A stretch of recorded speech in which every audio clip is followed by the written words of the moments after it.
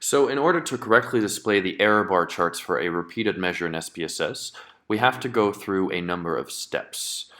First, we have to create a new variable that shows the mean of the pre and post measurement per person. And we're going to do this using compute. So let's call this variable mean vor na, aka mean pre-post, and that will be the mean of the pre and post measurement, and we use the mean function for this. Paste that in there, and then add these. We paste it, and we select the syntax and run it, and that's going to create a new variable in our data file. So if we go to data, we can see that a new variable has been created. So next we have to calculate the mean of this variable, the so-called grand mean. And we do this through analyze, descriptive statistics, descriptives. And then we select the variable we just created, and we want to know the mean of this variable. So we select that, and then we paste it and go back to the syntax, select it, and run it. And that's going to give us this number. And that's the number that we need. That's the grand mean. So I'm going to copy that number. And we need that grand mean in order to calculate the adjustment factor. So we do this once again using compute.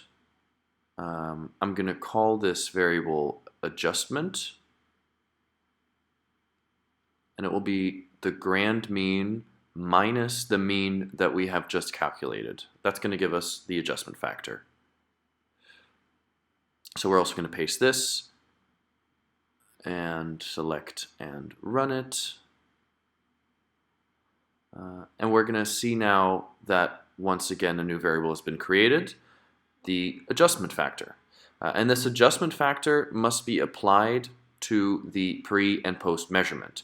So for both the pre and post measurement, we have to create a new variable. Let's say for adjust, aka pre-adjustment.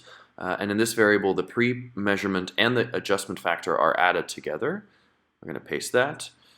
And then we also need that for the na mating, the post-adjustment, in which the post-measurement and the adjustment factor are added together as well. We select both of these and we run them, and that's going to give us two new variables, and these are the pre and post measurement adjusted. The mean is the same as in the original data, but the spread is what's become smaller.